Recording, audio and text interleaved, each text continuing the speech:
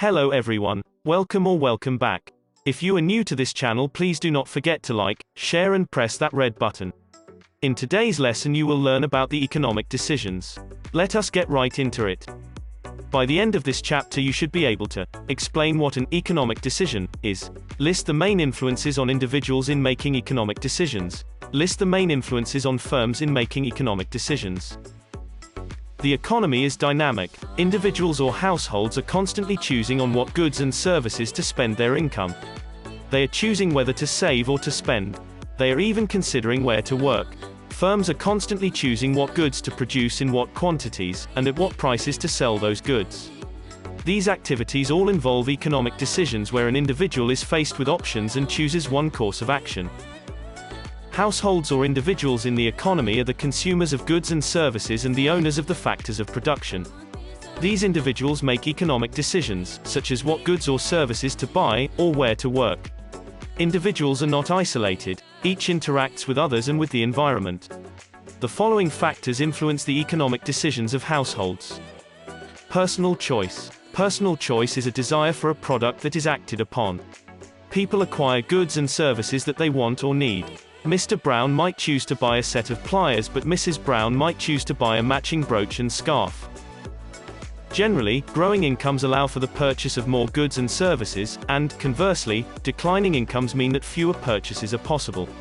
A higher income also allows the individual to buy better quality goods and services. Some people might buy an item because everyone else is buying it. This is the case with a fad.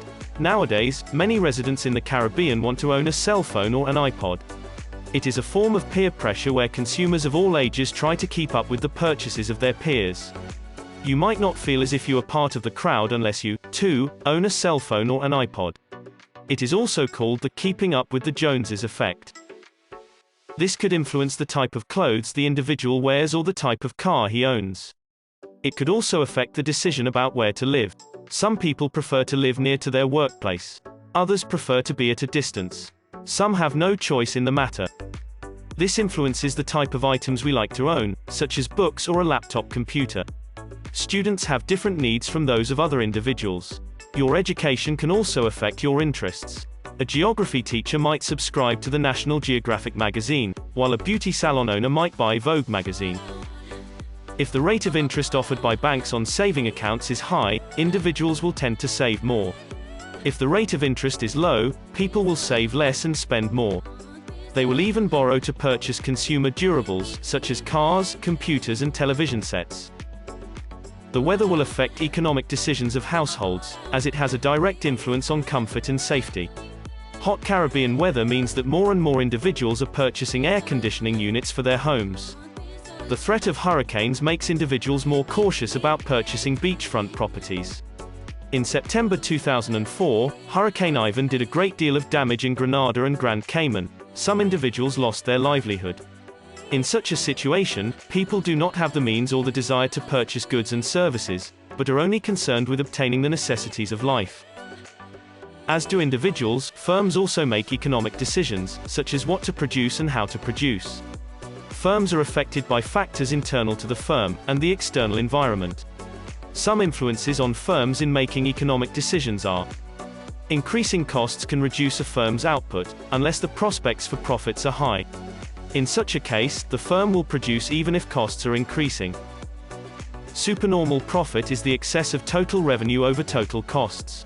Once there is a potential for profits, firms will invest. In economics, we assume that producers are rational and that they are attracted by profits.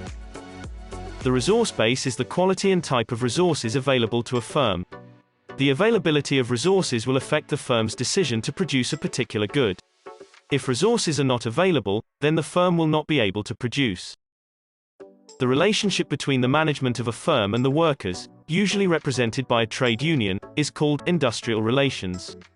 Cordial industrial relations will make the firm willing to employ more labor. Poor industrial relations will make the firm more inclined to use capital instead of labor. If a firm is faced with falling demand for the good it produces, the firm will make a decision to cut back on production. If there is increasing demand, then the firm will produce more, provided that it can obtain all the factors of production to produce the given goods. The government influences economic decisions in a number of ways. These include laws and grants to induce firms to locate in a particular region of the country, taxes on the production and consumption of goods that impose a cost on society, for example, cigarettes and gasoline. Taxes increase the price the consumer has to pay for the good, and so they tend to curb consumption and production of such goods. In Trinidad and Tobago, there are excise duties on cigarettes, alcohol and gasoline. Setting up of industrial zones to encourage and facilitate the activities of firms.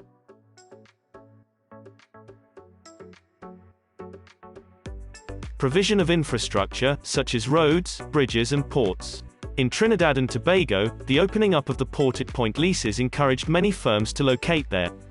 These firms located there to take advantage of the port facilities for importing raw materials, and for easy transportation of finished bulky goods.